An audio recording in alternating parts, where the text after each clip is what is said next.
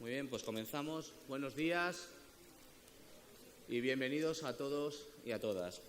Soy Raúl Cáceres, soy el coordinador del Servicio de Ocio y Deporte de Asprodes y me han encomendado la tarea de moderar esta mesa que se titula Participación de y en la cultura y el deporte.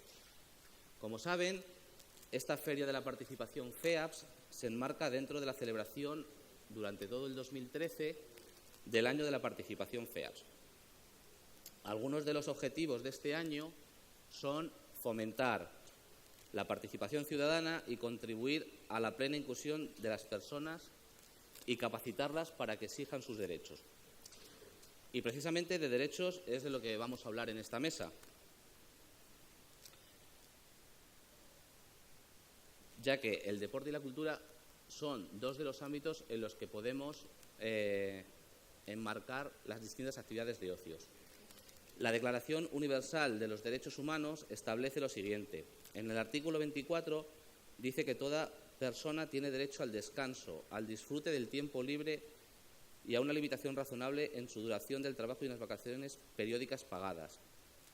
Y en el artículo 27, en el punto 1 de este artículo 27, establece que toda persona tiene derecho a tomar parte libremente en la vida cultural de la comunidad, a gozar de las artes y a participar en el progreso científico y en los beneficios que de él resulten. Por esta razón, yo les digo que esta mesa trata de derechos, de su reivindicación y de plena ciudadanía. A continuación, me gustaría presentarles a las personas que están conmigo sentados en esta mesa y que son los verdaderos protagonistas de la misma. A mi izquierda, en primer lugar, Miguel Sagarra Gadea, que es diplomado en Dirección y Administración de Empresas, máster en Dirección y Administración de Organizaciones No Lucrativas y que ha desarrollado gran parte de su trayectoria en la Fundación ONCE y en Fundosa Grupo, donde ha ostentado los cargos de administrador, director de cooperación institucional, director de cooperación y deporte, director de proyectos, director general adjunto de planificación, director corporativo de relaciones institucionales, director de empresas participadas de Fundosa y consejero delegado de Servimedia. Además, es miembro del Comité Ejecutivo del Comité Paralímpico Internacional, es secretario general del Comité Paralímpico Español y también ha sido vicepresidente del Comité Paralímpico Internacional, secretario general del Comité Paralímpico Internacional y ha sido colaborador de la candidatura Madrid 2020. Y otras muchas cosas que sería largo de enumerar. Presidente de la Comunidad de Vecinos. A su derecha se encuentra Marta Arcepaíno, que ante todo, y dado la ciudad que nos encontramos, debemos decir que es vallisoletana de nacimiento. Es diplomada en fisioterapia por la Universidad Autónoma de Madrid. Me ha dicho que actualmente se encuentra en el paro. Y es judoka que compite en la clase B3 y ha obtenido grandes resultados a nivel tanto nacional como internacional, de los que me gustaría destacar la medalla de bronce en categoría de hasta 63 kilos en los Juegos Paralímpicos de Londres, medalla de plata en la misma categoría de hasta 63 kilos en los Juegos Paralímpicos de Pekín 2008, medalla de plata en la categoría de hasta 57 kilos en los Juegos Paralímpicos de Atenas, medalla de plata en el Campeonato de Europa 2011, medalla de plata en el Campeonato del Mundo 2011, medalla de plata en los Juegos Mundiales 2007, medalla de oro, del que está muy orgullosa, de los Juegos Mundiales de 2007 también, 2006. Y así también un largo palmarés remontándonos hasta 1997, en su debut en un Campeonato de Europa en Città di Castello, en el que obtuvo también la medalla de oro en la categoría de menos de 61 kilos. ¿Todo correcto, Marta? Todo correcto. Perfecto. A su derecha se encuentra Benjamín Gutiérrez Escanciano, también vallisoletano. Trabaja en Grupo Lince, en la sección de limpieza, y es jugador en activo del Club Baloncesto, del Club Deportivo Asprona Valladolid. Es jugador también de la selección de baloncesto de Castilla y León y en 2008 participó en el Campeonato de Europa Special Olympics de baloncesto en Turquía. Correcto. A mi derecha se encuentra Silvia Roca, es auxiliar administrativo de Madrid y realiza como alumna varios talleres de la asociación Argadini. Argadini. Perfecto. Que son los talleres literario, de pintura y demás. Ha publicado un libro que se llama Mi traje jardín. Mi traje jardín. Este es mi libro.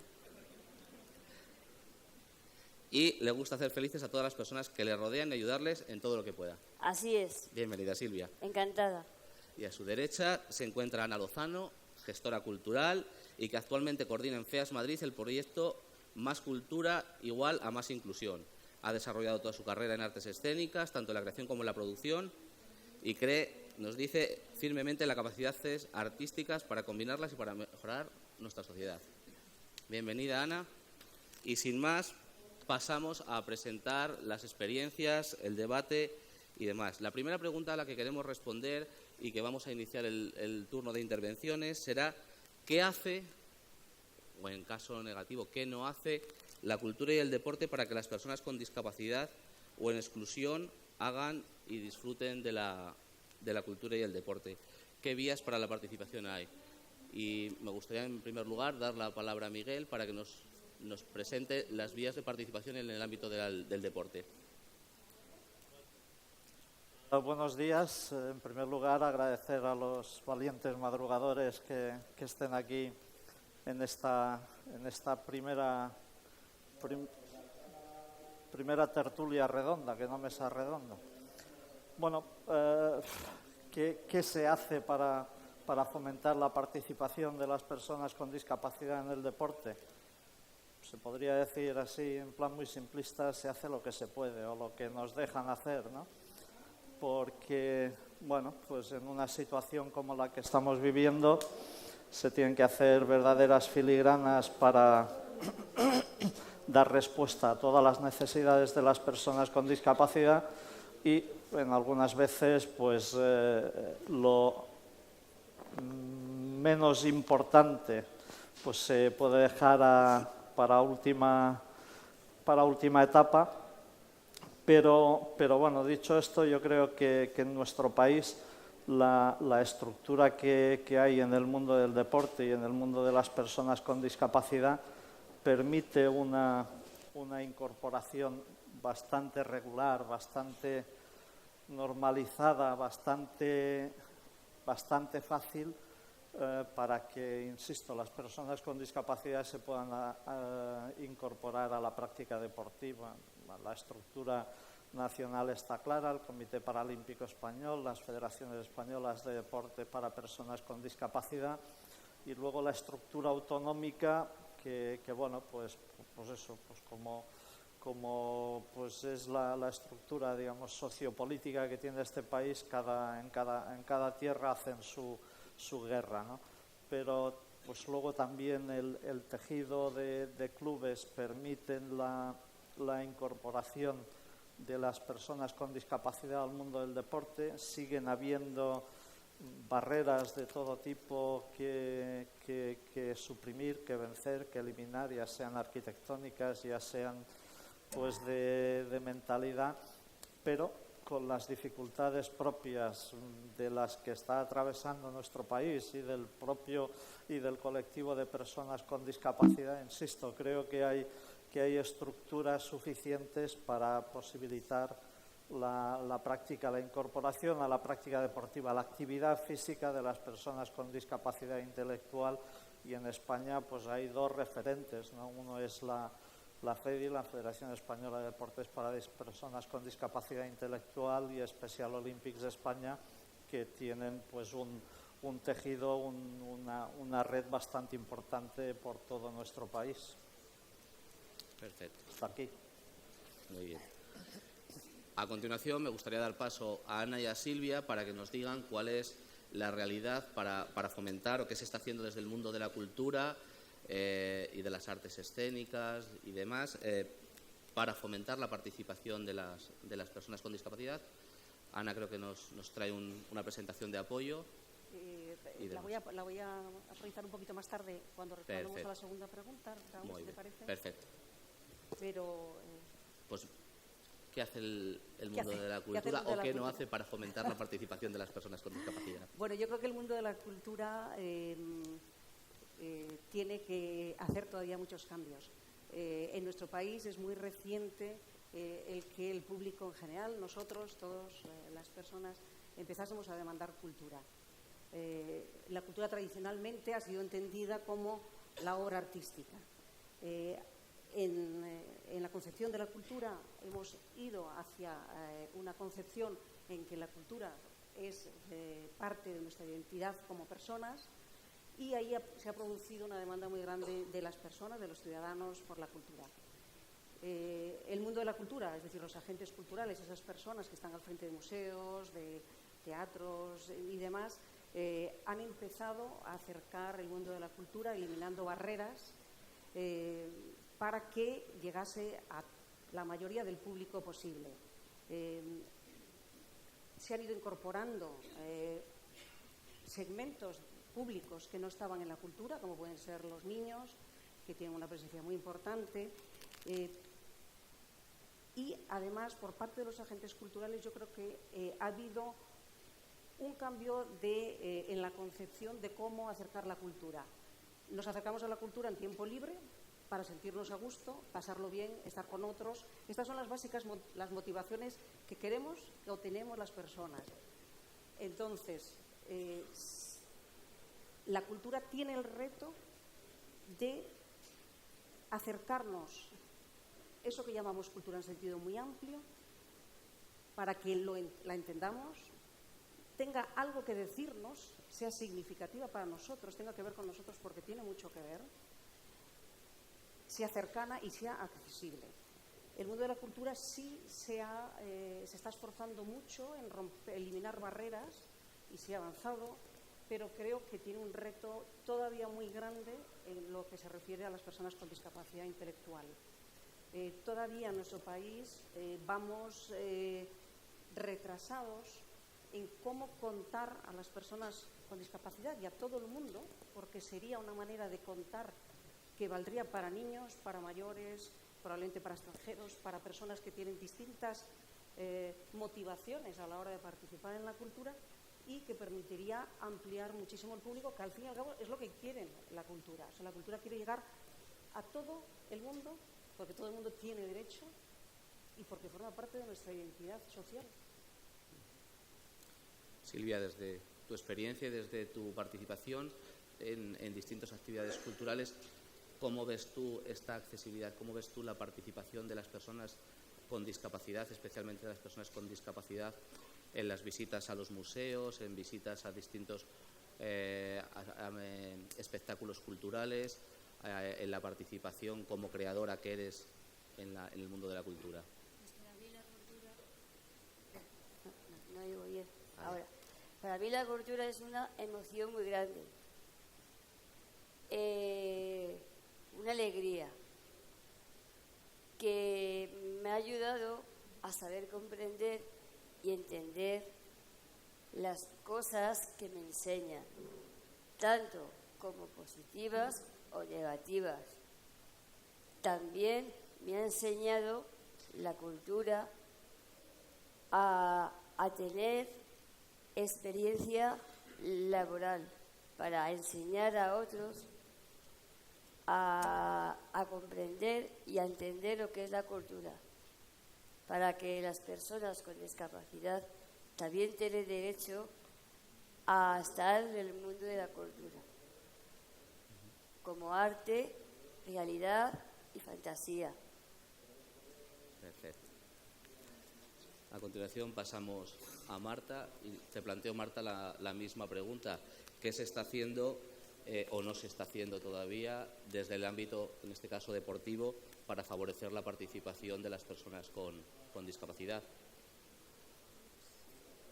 Mi experiencia parte básicamente de un aspecto práctico como deportista, de lo que yo me he podido encontrar a lo largo de mi vida, desde que he empezado a hacer deporte, que fue ya bien mayorcita, dado que antes de eso ni siquiera conocía las estructuras que me podían ayudar para ello, pero ha sido partiendo siempre de las asociaciones, de las organizaciones. Yo he empezado a hacer deporte de verdad en mi vida cuando entré en la 11, y antes de eso no había tenido acceso al deporte. Se había hecho algo de deporte, pero siempre hasta el punto en el que la vista había supuesto ya un límite real a la práctica de ese deporte, con lo cual me había dejado pues, absolutamente fuera. Yo creo que eso es, quizá para mi gusto, lo que queda como una materia pendiente, que es el deporte de base, pues dentro de un mismo barrio, desde una misma zona donde vive a lo mejor el discapacitado, sin tener a lo mejor que desplazarse a una organización, una asociación, porque se puede hacer algo más inclusivo, ¿no? Quizás dependiendo también de la discapacidad. Pero vamos, yo la verdad es que el deporte lo he empezado a hacer y lo he empezado a disfrutar al entrar en contacto con la organización, en este caso de la ONCE, y a través del Comité Paralímpico, y después he podido ya hacerlo de forma inclusiva en otros clubes, ya fuera, pero ya partiendo de un nivel de base, digamos, que a partir de la ONCE había alcanzado. Benjamín, en tu caso, ¿cómo has vivido esta participación en el ámbito deportivo? Yo, cuando empecé en mis primeros años, me gustaba mucho el deporte, el baloncesto. Ando buscando la forma de cómo poder entrar en el equipo, y la verdad que me resultó muy difícil. Porque fuera de la empresa de trabajo, pues me ponía muchas pegas, muchos inconvenientes, y la empresa me facilitó bastante, me camino a seguir. Y ahora se han abierto más barreras, y hay más facilidades, como te has dicho antes, al ver museos. Pero todavía se pueden mejorar muchísimas cosas, y la gente, las asociaciones, se van abriendo un poco más y nos van dando facilidades, y espero que el día de mañana pues todas las barreras que tenemos cerradas se pueden abrir poco a poco y no fueran tantos pegas y tantos inconvenientes. En tu caso participas en un club adaptado, en un club, el Club Deportivo Asprona Valladolid. Anteriormente a estar en el Club de Asprona, en el colegio o antes, ¿habías tenido oportunidad de practicar deporte, ese deporte de base que Marta echaba en falta? ¿Tenías alguna dificultad para participar cuando eras más pequeño en el deporte?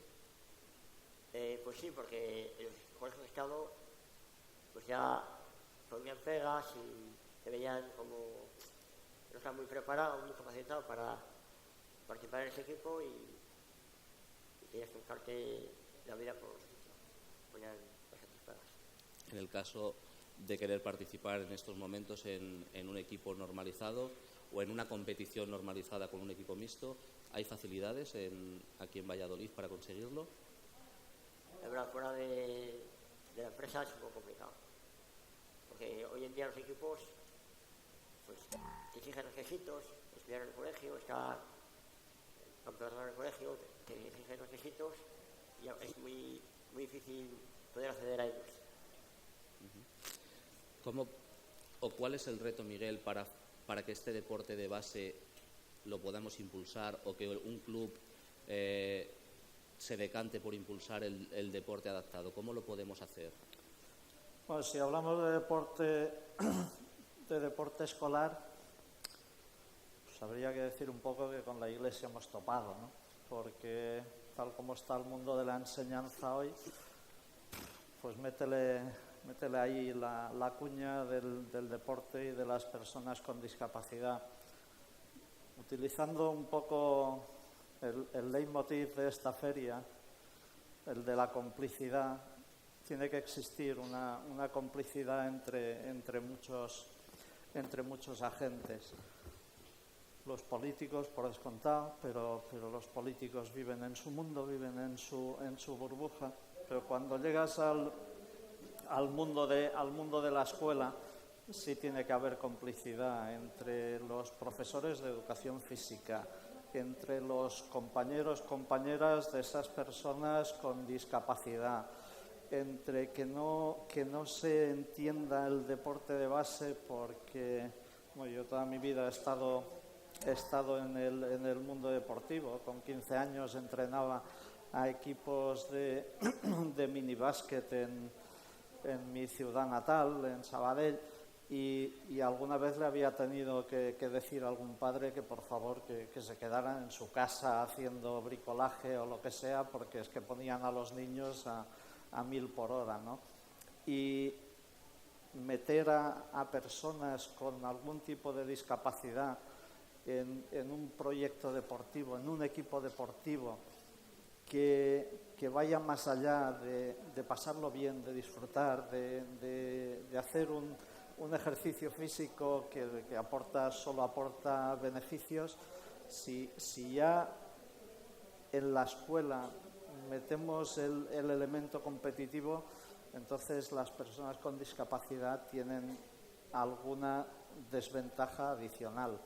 Los niños en la escuela, sobre todo pues, los más pequeños, tienen que hacer deporte pues, como una herramienta que les permite pues, desarrollarse físicamente, pero que les permite también pues, tener momentos de socialización con el resto de compañeros. Y luego pues la complicidad también de las familias, ¿no? Esa es absolutamente importante, porque si no es muy complicado. Yo recuerdo hace muchos años que mi hermana, que es profesora para niños sordos, me dijo: oye, ¿por qué no te vienes a nuestra escuela un par de tardes para que hagan algo de deporte? Bueno, pues lo típico, un equipo de niños de fútbol, un equipo de niñas de baloncesto. Al principio me tenía que ayudar un amigo porque los padres no querían saber nada. Un sábado por la mañana, si el niño se quedaba en casa no pasaba nada, pero si alguien se lo recogía, fenomenal. Afortunadamente, pues con el paso del tiempo esa complicidad se produjo y bueno, pues resumiendo, mucha complicidad, mucho que todos seamos conscientes de que las personas con discapacidad o sin discapacidad la práctica deportiva le viene bien. Y cuando empezabas y hablabas de derechos y mencionabas la Convención Universal, la Declaración Universal de Derechos Humanos, a mí, bueno, iba a decir que se me ponen los pelos de punta, pero sería un poco pedante por mi parte, ¿no? Pero tantas declaraciones y tantas convenciones, y al final hay un apartado que dice: y se recomienda a los Estados miembros. Pues una recomendación es nada y menos. Si se cumpliera la Declaración Universal de los Derechos Humanos, ya no se hubiese tenido que desarrollar nada más. Como no se cumplen, pues nos vamos inventando cosas. La LISMI, pues no se cumplen, no pasa nada. Bueno, complicidad, complicidad y complicidad. Desde tu punto de vista, Marta, ¿cómo podemos solventar ese desconocimiento del deporte adaptado en muchos casos de la propia persona con discapacidad? ¿Cómo podemos fomentar esa participación en el deporte base, que parece que es un poco donde está el germen y donde está el comienzo de toda la práctica deportiva? Pues desde mi perspectiva, con educación desde la escuela, que es lo que cambia la sociedad más fácilmente que quizás que cuando ya somos adultos, ¿no? Pero creo que Miguel, para mi gusto, lo ha explicado perfectamente. Yo tal cual lo he vivido y bueno, creo que ahora se hacen cosas. De hecho, bueno, yo el año pasado he estado participando con el CEDI en dar charlas en los institutos, en los colegios, donde además había inclusión de niños en el deporte y se les transmite lo que son los deportes paralímpicos, en qué consisten. Yo creo que sería bueno también abrirlos a la participación de las personas sin discapacidad. Y creo que ese tipo de medidas pues harían que estuviéramos, digamos, más normalizados, ¿no?, en la sociedad a la hora de practicar deportes y de cosas, pero sí, dependemos también mucho de la complicidad. Los problemas que te encuentras en una persona discapacitada sola son los que se va a encontrar simplemente encontrar la empatía de la siguiente persona que se encuentra, con la que va a hablar a la hora de decir: bueno, yo quiero hacer deporte, ¿a dónde puedo ir? Pues ya desde el administrativo de la entrada pues tiene que encontrar un poquito de empatía y decir: a ver qué podemos hacer. Yo por lo menos lo veo así, desde un punto de vista mucho más personal, porque las administraciones se quedan muy lejos, ¿no? Están más lejos luego no tanto, ¿no? Pero de entrada da la sensación de que las cosas son como son y que no es fácil cambiarlas una persona sola, ¿no? Que luego no sea así, pero es la percepción que tenemos. No sé si me estoy explicando bien o estoy haciendo un lío, pero... Ana y Silvia, desde el ámbito de la cultura, igualmente, ¿qué podemos hacer? Entiendo en la cultura dos grandes cuestiones. Una es participar de la cultura como consumidor de cultura, pero también como creador de cultura. ¿Qué facilidades, qué dificultades, qué retos nos quedan o qué retos le queda a la Administración, a las entidades, para poder fomentar esa participación? Bueno, yo en principio, antes he contestado diciendo que la cultura, el mundo de la cultura tiene un reto inmenso para las personas con discapacidad intelectual, para su absoluta inclusión en igualdad de oportunidades y que puedan desplegar su derecho a la cultura en todos los ámbitos. ¿Qué maneras tenemos de participar? Como me pregunta Raúl. Hay tres, una más de la que cuentas, que es como espectadores y consumidores y receptores, como creadores y también como profesionales. El mundo de la cultura o el ámbito de la cultura tiene muchas posibilidades profesionales. En este momento que estamos en una profunda crisis en el mundo de la cultura, de todas maneras es un ámbito en el que cualquier persona se puede desarrollar. Hay muchos trabajos posibles que hacer. Pero lamentablemente hay un elemento básico que hace que la inclusión sea muy difícil, por no decir todavía muy complicada. Hay muchísimas barreras en distintos aspectos, barreras físicas, barreras cognitivas, barreras sociales, que impiden la inclusión de las personas con discapacidad. Es decir, si un creador una persona decide ser artista y quiere ir a la Escuela de Bellas Artes, pues sabemos que no va a poder ir porque las barreras que tiene para poder acceder son prácticamente insalvables. Se exige un título que difícilmente van a poder tener, no hay recursos para adaptar los materiales y para una persona de apoyo que van a necesitar probablemente, etcétera, etcétera, etcétera. ¿Qué ha pasado con todo esto? Pues que parte del movimiento asociativo ha ido proporcionando y creando servicios culturales específicos, considerando que era una manera de dar un paso para la inclusión. En este momento, desde FEAPS Madrid, estamos desarrollando un proyecto que arrancamos el año pasado que se llama Más Cultura igual más Inclusión. Me gustaría poner, Alberto, una imagen. Voy a proyectar alguna imagen para que veáis cómo participan las personas. Y en el proyecto de Más Cultura y Más Inclusión, en el que estamos trabajando 10 entidades de FEAPS Madrid, nuestra visión es clara y que orienta todas nuestro camino, que las personas con discapacidad intelectual disfruten plenamente de la cultura, en la calidad que sea y desde el rol y desde el papel que ellos quieran asumir. Y eso conlleva trabajar con el mundo de la cultura, porque el mundo de la cultura no sabe qué puede hacer. Tiene un desconocimiento bastante grande de la discapacidad intelectual. Sí se van haciendo ofertas culturales específicas. El Museo del Prado tiene un programa que se llama El Prado para Todos, el Reina Sofía tiene 2 programas en este momento, el Museo del Traje también, pero nos queda mucho camino. Si se ha avanzado mucho en el mundo de la cultura en lo que es accesibilidad física, lamentablemente yo tengo que decir que ese es un reto que tenemos todo el movimiento asociativo, para trabajar conjuntamente con el mundo de la cultura. Y es también una oportunidad para todos nosotros, porque nosotros tenemos el conocimiento. Están las personas con discapacidad intelectual que llegan en un buen momento para poder decir qué medidas hay que tomar, cuáles son las cosas que tenemos que hacer, etcétera, etcétera. Y eso nos va a ayudar mucho a construir verdaderamente una cultura inclusiva desde el principio y con todas las partes que tienen que intervenir y que van a disfrutar y colaborando. Creo que eso es muy importante. Silvia, ¿cuál es tu opinión de esta participación? ¿Te gustaría poder vivir? ¿Cómo ha sido la creación, poder vivir de tu trabajo como creadora, y cómo ha sido la creación, la publicación de tu libro? ¿Desde dónde has encontrado estos apoyos para poder publicarlo? Yo he solicitado apoyo del Argadimí, porque Argadimí lo hemos creado nosotros y lo que llevamos por dentro, y hay que sacarlo afuera.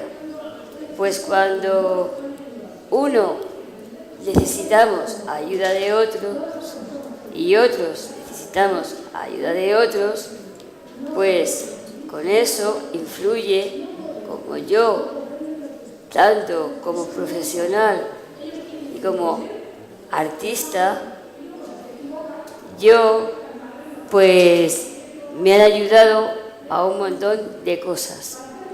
He solicitado apoyo para escribir este libro.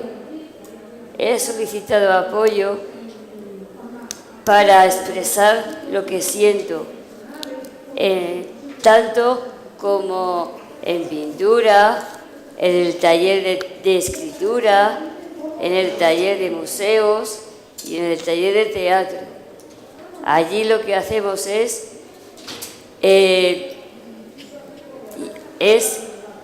intentar ayudar a todos, porque todos necesitamos ayuda de todos, y con eso forman que mi vida influye, qué es lo que ha quedado en mí.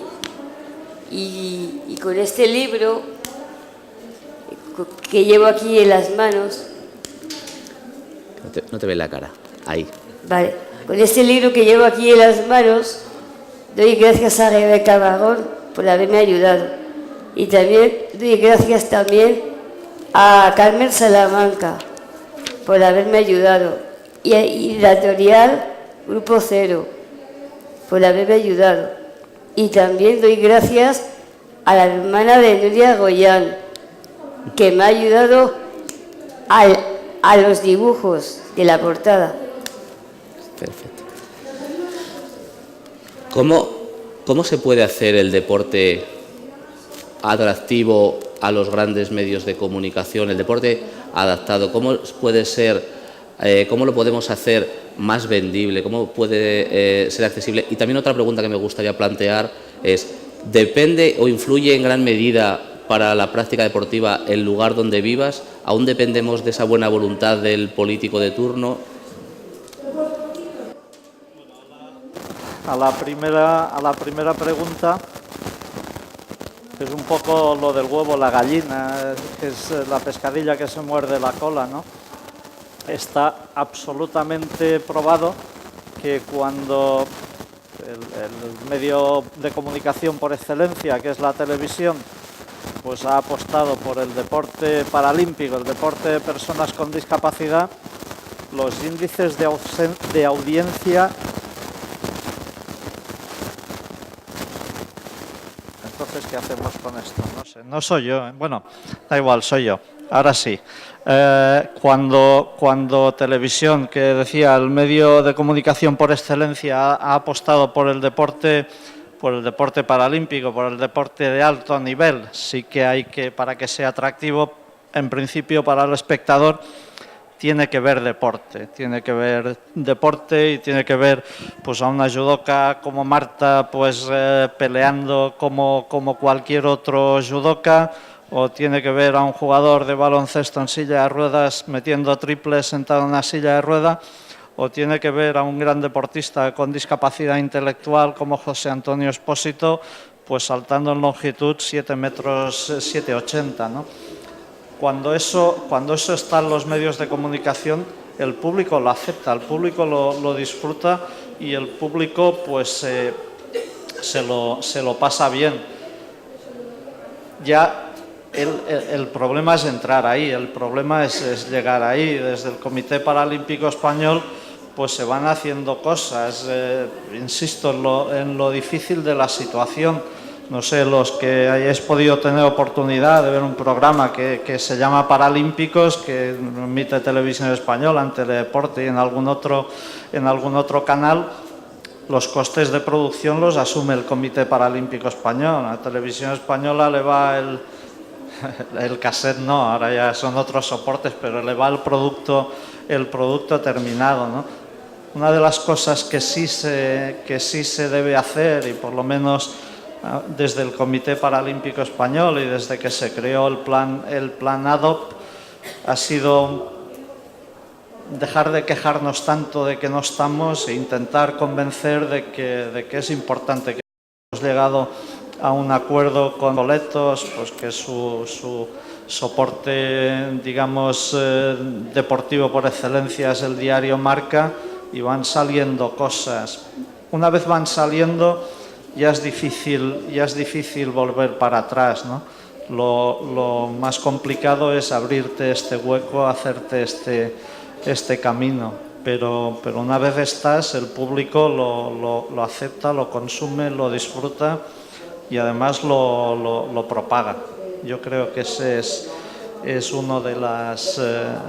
convencer, y ahí hay una diferencia importante entre medios de comunicación públicos y privados. A los públicos pues hay que exigirles más cosas que a los privados, que al fin y al cabo su Biblia es su cuenta de resultados. A los públicos, pues eso, pues como prestadores de servicios públicos, pues tendrían que tener otra aproximación. Marta. Nuevamente vuelvo a estar de acuerdo con Miguel en todo lo que ha dicho. No hay discrepancia. La verdad es que sí, efectivamente hay que reclamar. Yo de todas maneras me quejo porque a mí me duele que la visión de la gente, además que normalmente no conoce, pueda pensar que no es espectacular. Es porque no lo conoce, no lo ha visto, ¿no? Se juzga muy rápido y a mí me parece... Bueno, yo veo simplemente los vídeos que monta el comité y se me ponen los pelos de punta. Digo, si es que es deporte y es deporte y es espectacular, es de alto nivel, en el caso del Paralímpico, ¿no? Pues... O sea que espero que se nos vaya haciendo hueco el hueco que nos merecemos y al que yo creo que sí, que efectivamente tenemos derecho. Desde tu punto de vista, Benjamín, ¿influye todavía en gran medida donde naces? ¿Hay más facilidades por lo que conoces o hablas con otros compañeros de Castilla y León, con otros compañeros con los que coincides en nacionales, las facilidades que tienen en unos lugares o en otros? Sí, vamos, dentro de lo que es la ciudad, suelen dar, el equipo te da facilidades, los equipos de la región te dan facilidades. El problema es cuando sales afuera. Hay más inconvenientes, se crean pocos campeonatos, la gente le cuesta un poco entrar en la rutina nuestra de las empresas con discapacidad. Lo ven un poco, no lo ven como un factor, lo ven como un pequeño problema. Decir, es que la transmisión, por ejemplo, en un partido nuestro, a nivel que sea local, pues claro, ya no lo ven tan... En el caso de tu club, ¿tenéis facilidad para acceder a lugares de entrenamiento, a pabellones? ¿Dónde entrenáis vosotros? Nosotros entrenamos en el colegio El Pilar. En el colegio. Sí. ¿No hay posibilidad de entrenar en un pabellón municipal aquí en Valladolid?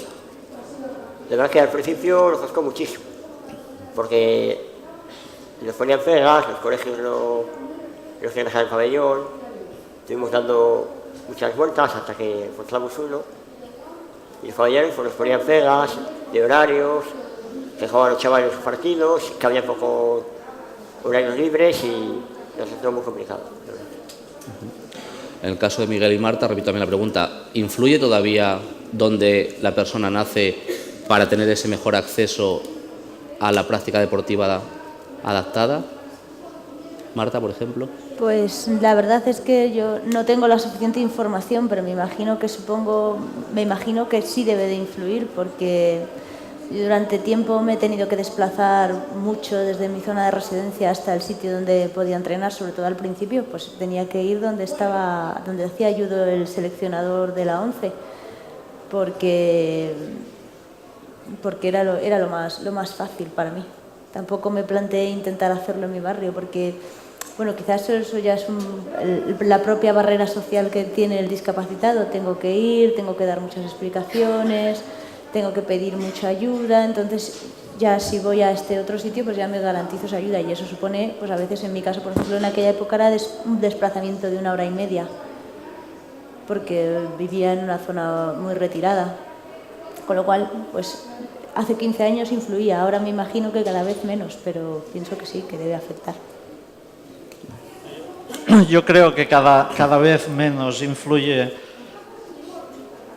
el lugar donde has nacido con la iniciación a la práctica deportiva. El deporte pues es uno de los fenómenos sociales más importantes del siglo pasado y hoy en día en nuestro país, en España, pocos son los municipios que no tienen una instalación deportiva, que no tienen pues eso, infraestructuras para posibilitar la práctica deportiva de sus ciudadanos, con o sin discapacidad, ¿no? Otra cosa es lo que decía Marta, cuando llegas ya a cierto nivel, los entrenamientos pues te obligan a desplazamientos, pero hoy en día yo creo que, aunque Benjamín comentaba pues de la sobresaturación de esas infraestructuras deportivas y que a veces pues al colectivo de personas con discapacidad cuesta meter la cabeza en las rutinas horarias y en las asignaciones de espacio. No, yo creo que el lugar donde uno pueda nacer cada vez tiene un peso menor a la hora de tener la posibilidad o no tenerla de iniciarte en la práctica deportiva. A veces uno puede pensar grandes ciudades como Madrid o como Barcelona, pues estarán sobrados, pero también están sobresaturados, ¿no? Y luego depende pues ya de la gestión política de esas infraestructuras y de esas prioridades. Una cosa muy corta. O sea, aquí en España todavía que el mundo político, con contadas y absolutamente aplaudibles excepciones, lo del deporte integrado, lo del deporte inclusivo, llamémosle como le llamemos, todavía no se les tiene que ir metiendo con calzador. Hace cosa de un mes y medio veía yo por televisión un partido del campeonato, la Champions del balonmano, ¿no? Y jugaba el Barcelona en París, dos de los equipos más poderosos. Y había una serie de cortinillas alrededor del pabellón donde había pues un icono de esgrima, otro de judo, otro de no sé qué, y había uno de un deportista en silla de ruedas. Eso quiere decir que esa dimensión la tienen perfectamente contemplada. Aquí en España todavía falta caminar un poco por esa senda.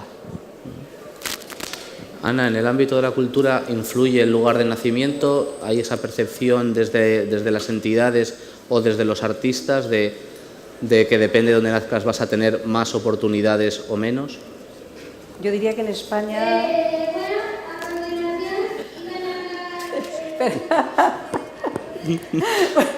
Es lo que se llama compartir.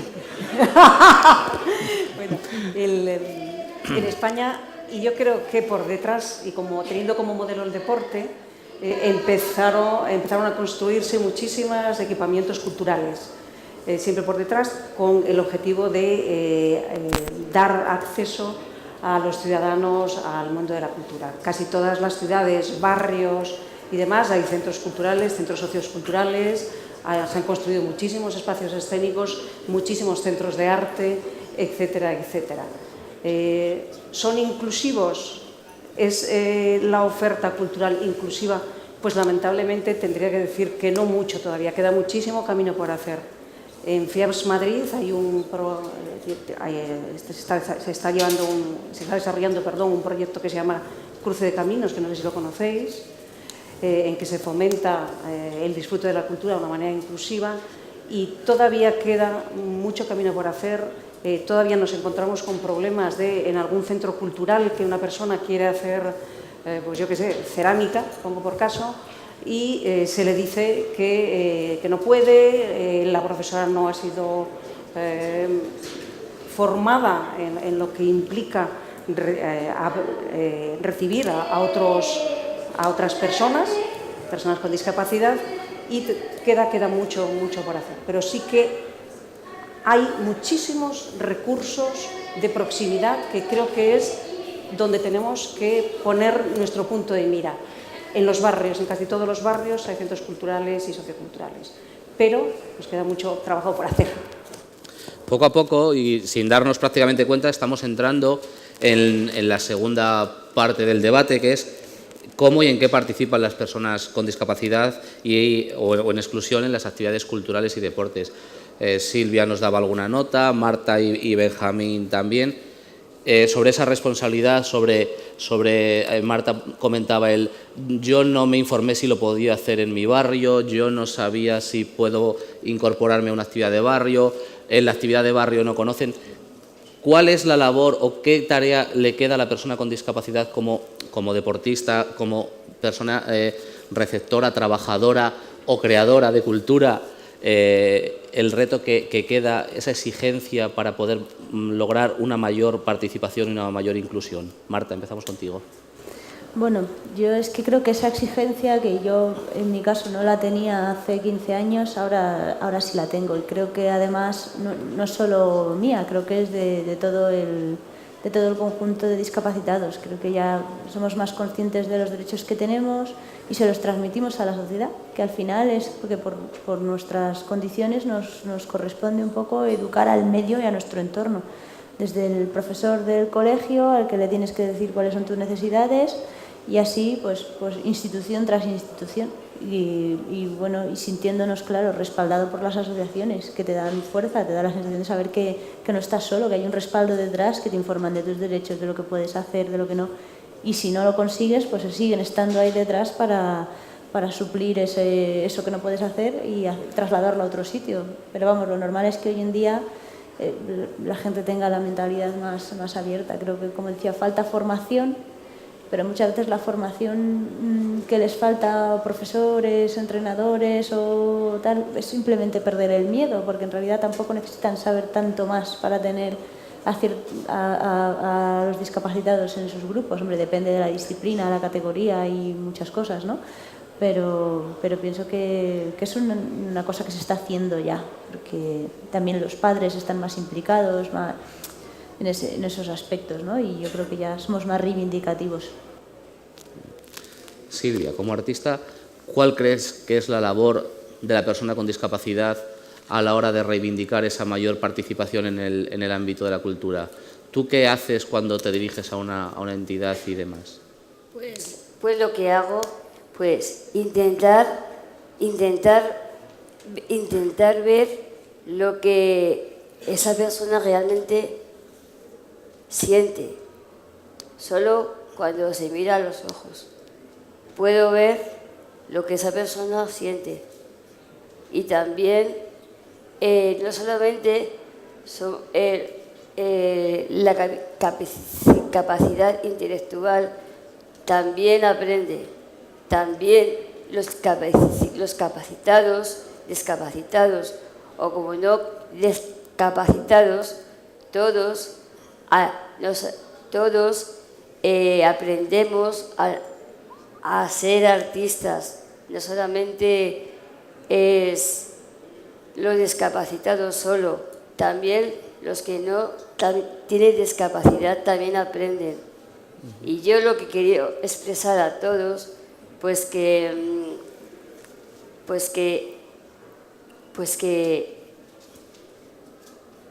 nos ayudemos unos a los otros para poder enseñar lo que es ser artista.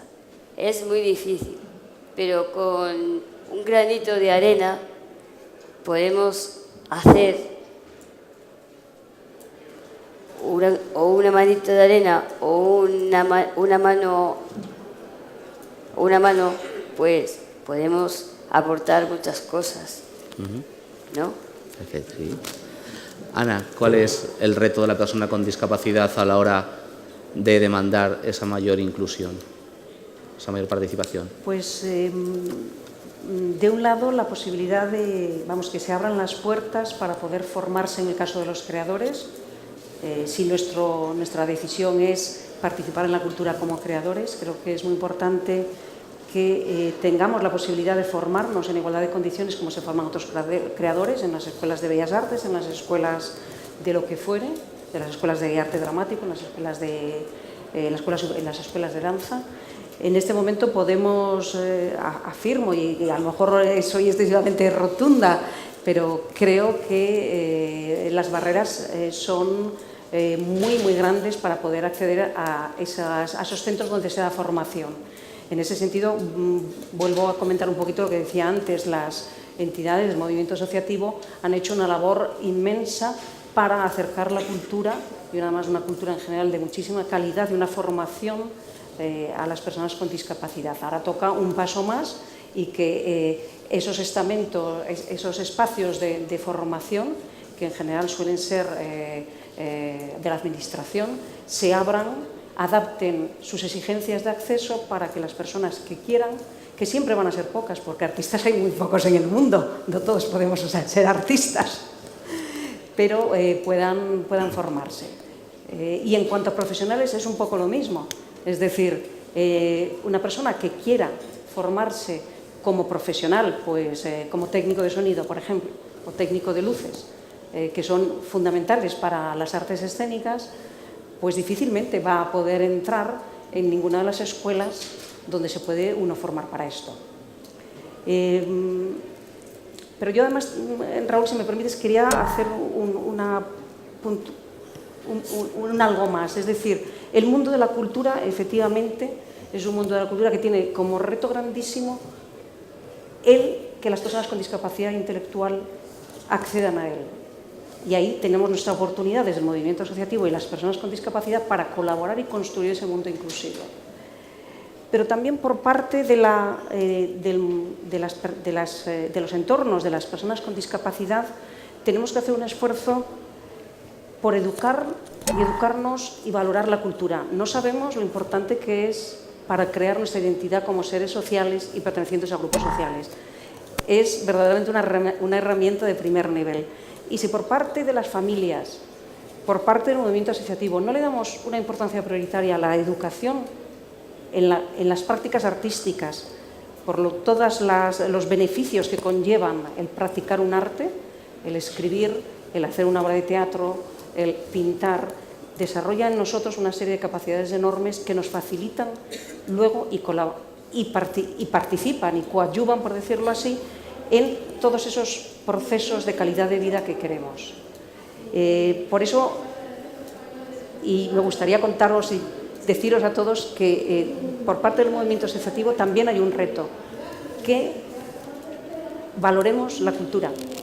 De verdad, es importante porque va a ayudarnos a todos a construir nuestra identidad. Y sin ánimo de ser muy pesada, sí quiero leeros una frase que a mí me emociona profundamente, de una persona que lleva muchísimos años trabajando en el mundo de la cultura, desde lo social, con personas en riesgo de exclusión muy alta, muy grande, y que dice así, a ver si la encuentro en todo este jaleo que tengo aquí, que me parece que no, sí, que la quiero compartir con vosotros. Dice: el arte forma parte de los alimentos básicos que cualquier persona debe tener en la construcción de su posibilidad de vida. Es decir, por parte del movimiento asociativo yo creo que tenemos que crear oportunidades a las personas para que descubran el potencial que tiene el arte y la cultura para conformar sus proyectos de vida y su personalidad. Me parece que eso es algo que tenemos ahí y que nos toca asumirlo. Sí, Silvia, perfectamente. Una cosita más. Sí. Para mí el arte y la cultura me ha ayudado a ser ágil, fuerte, hábil, responsable, y me ha ayudado a madurar todos los años a lo largo de mi vida. Me ha ayudado a madurar a cómo estar enfrente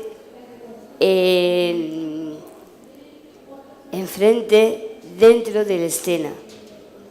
El mundo del arte y la cultura me ha ayudado a enseñar a otras personas a cómo sentirse a gusto y mejor con los compañeros y participar en otras temas de conversaciones, a ser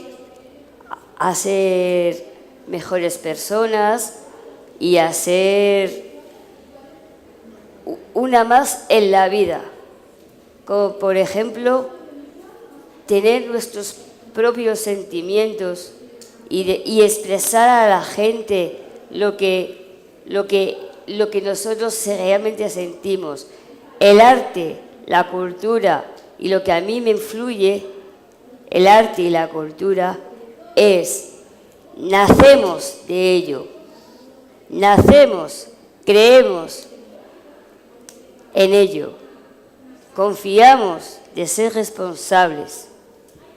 Todo se lo damos a nuestros padres, porque gracias a ellos nosotros hemos hecho un mundo mejor. Lo único que yo os pido es una gran ayuda al Gadiní, que lo necesitamos.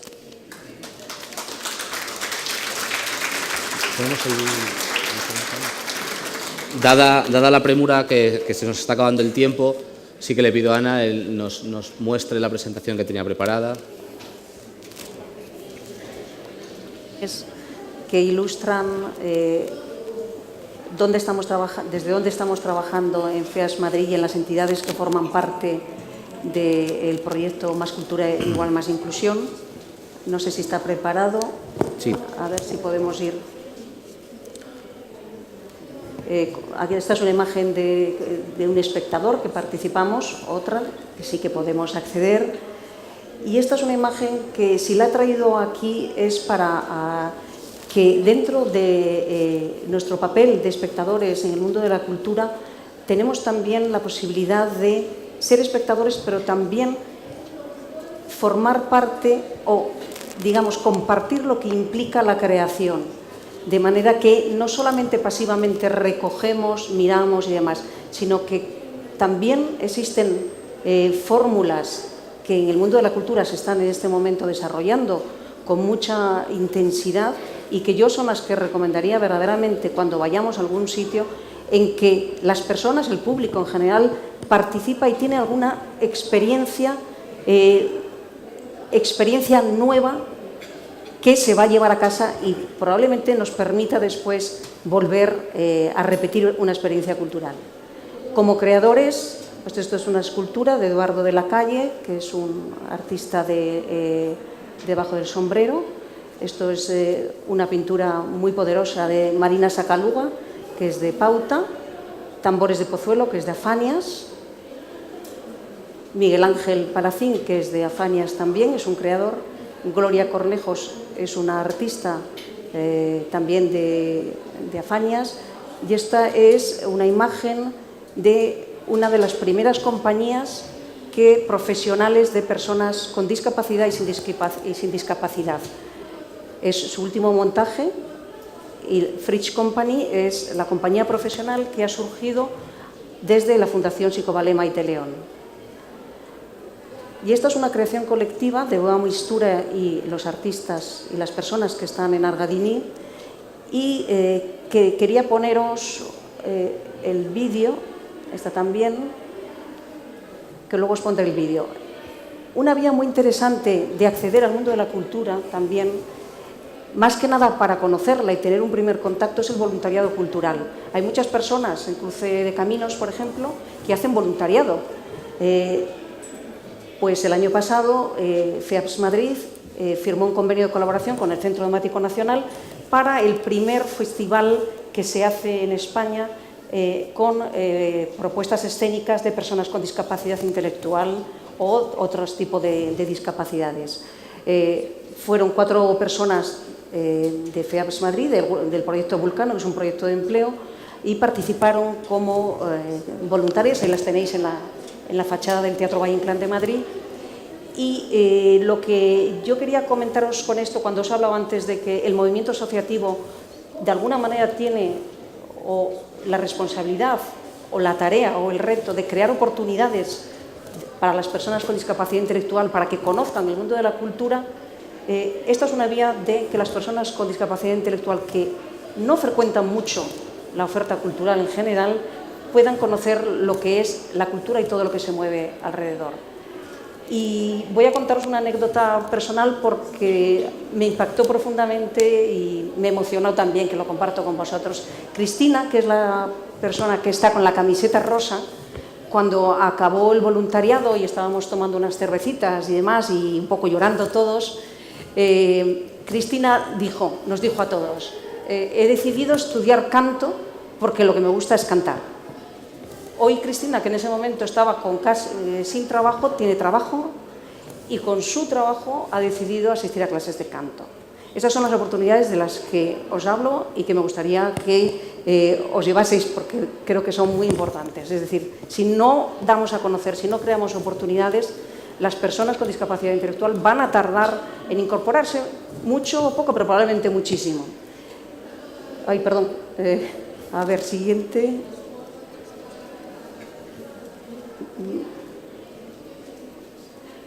Como profesionales, auxiliares de las culturas. Antes os decía que las personas que quieran formarse en el mundo de la cultura, como guías, como gestores culturales, como técnicos de sonido, difícilmente, por no decir imposible,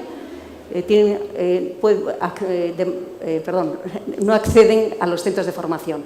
En este caso es una persona del grupo de Argadini que se está formando como auxiliar cultural, mostrando una pintura en uno de los museos de Madrid. Aquí es un grupo de accesibilidad de FEAPS Madrid, porque si dos cosas tiene el mundo de la cultura para lograr la inclusión son la accesibilidad y la educación, que antes hacía Marta referencia a la educación y que me parece un pilar fundamental. Colaborando con las entidades culturales para lograr una cultura inclusiva. Y nada más, yo quería proyectar este vídeo, a ver si puedo. Sí, no consigo. Coloca la mano en... Ahora. ¿Aquí? No. Ahora. A ver si sale. No. Ahí. Ahora. Y si quiero finalizar de alguna manera, Raúl, perdonadme por la extensión con este vídeo en que veis mucha gente colaborando en un proyecto de Argadini y Boa Mistura, es porque hay una vía que se ha abierto de participación y de inclusión, que es la vía a través de la sociedad civil. La sociedad civil en España ha adquirido su protagonismo de una manera muy importante y se ha convertido también en un creador de cultura. No solamente crea cultura el Estado, la Administración, las comunidades, los ayuntamientos, sino que de repente han irrumpido en la sociedad, en la cultura, grupos sociales, grupos de colectivos, grupos de artistas que no tienen ningún nombre y que son anónimos, que están creando cultura. Esas vías para participar y para incluirse creo que son fundamentales que las aprovechemos. En los colectivos de barrio, como Campo de Cebada en Madrid, pongo un ejemplo, que todos los años monta el Don Juan, con Boa Mistura, que es otro colectivo de artistas, y ahí tenemos lo que implica, que es todos juntos creamos. Y nada más.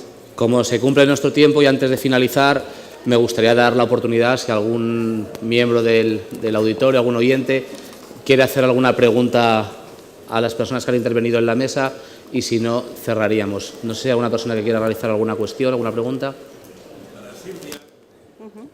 Sí. Nada, Silvia, soy Víctor Bayarri.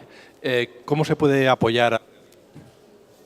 ¿Cómo podemos apoyar a Argadini? ¿Cómo podéis apoyar a Argadini? No se oye la voz. Sí se oye. ¿Cómo me ha dicho? ¿Que me la repite otra vez? Sí, Silvia, que he ido muy rápido. Sí. ¿Cómo podemos apoyar a Argadini? ¿Cómo podéis apoyar a Argadini? Además de ir a pintar murales, vaya. Pues lo que tenéis que hacer es ir a Rebeca Vagón y haceros socios para ayudarnos.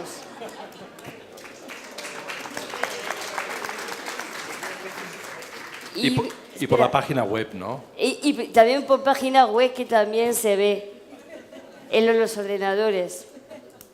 Hay una cosa más que quiero añadir que se me olvidó. Sí. Es importante. Sí. La cultura y el arte, lo que a mí me influye es el reconocimiento, porque el pensar, porque cuando tenemos errores y fallos, no pasa nada, sino hay que aprender de ellos, a no tener miedo y saber reconocerlo. Y luego después podemos ver lo que hay un fallo, reconocerlo y luego después se hace. Y no pasa nada, porque la cultura y el arte, y lo que a mí me influye a lo largo de mi vida en todos estos años, pues me ha ayudado a ser responsable, útil, eficaz, fuerte, más responsable, soy madura y más que me voy a hacer, ¿no? Exacto. Gracias, Silvia. Justo antes, una pregunta más, parece que tenemos. Sí, no es una pregunta, es una recomendación. En el mostrador que hay de la apertura a la ciudadanía en la zona de FEAPS están los libros de Silvia Cota. Así que si queréis recoger esos libros y ella si quiere firmároslo o dedicároslo, pues allí va a estar, ¿de acuerdo? Espera, que tengo que decir una cosa de eso. Vale. Lo que quiero decir es que no solamente está mi libro, también está el libro de la tertulia, que por cierto, que tenéis que firmar mi traje jardín y el otro, los dos. Perfecto. Pues como ya llega el momento de finalizar, agradecer a Miguel, a Marta, a Benjamín, a Silvia y a Ana su participación en esta mesa y agradecerles a ustedes su presencia a esta hora tan tempranera. Muchas gracias.